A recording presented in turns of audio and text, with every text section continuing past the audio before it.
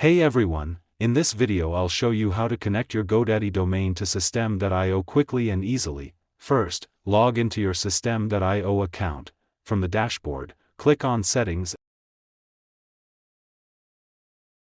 and then Domains. Click Add Domain and enter the domain name you purchased from GoDaddy. Make sure you need to add www before entering the domain.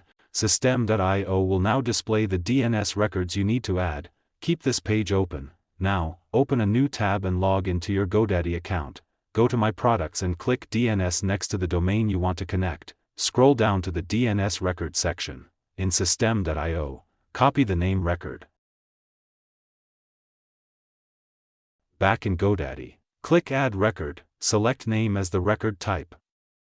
Paste the host value from System.io into the name field, paste the target value from System.io into the value field, save the record. Once you've added all required records, return to System.io and click Verify Domain. DNS changes can take anywhere from a few minutes up to 24 hours to fully propagate. When verification is complete, your domain will show as connected inside System.io. That's it. Your GoDaddy domain is now connected to System.io. If this video helped you, check out the channel for more quick SaaS tutorials and software fixes.